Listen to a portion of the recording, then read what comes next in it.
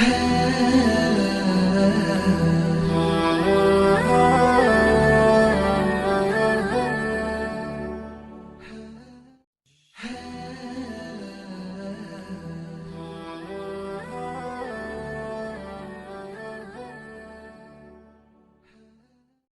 اهم خبره د اختر په شپه باندې عموما موږ د خوشحالۍ په نوم باندې یو قبیح عمل کو، ډیر خطرناک عمل دی. د دې نه ټولو مسلمانانو لا ځان ساتل پکار دي، خصوصا نوجوانان. د خوشحالۍ په نوم باندې موږ هوایي فایرنګ کو او دا انتهایی غټ جرم دی، ځکه په دا د مسلمان د قتل او د مرګ سبب ګرځېدی شي او په ناحقه د یو مسلمان قتل احادیث مبارکو کې راځي، په دې باندې د لپاره جهنم واجب کیږي، د معافي نه کیږي د داسې کس چې کم کس په ناحقه باندې یو مسلمان قتل کی.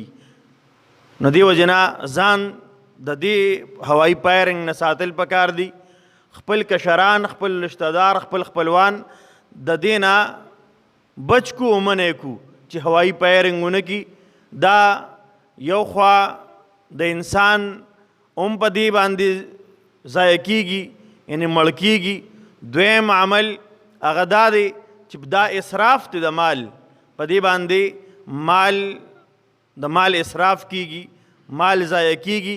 دقه مال د الله د دین دپاره د نیکانو خلکو باندې، دیندارو خلکو باندې، علماء کرامو باندې، دارنګې هغه خلکو له خصوصا چې هغه غریبانان دي، ضرورتمند دي، خو چاته لاس نه نیسي، دغه پیسې راوالو او هغه غریبانانو ته ورکو.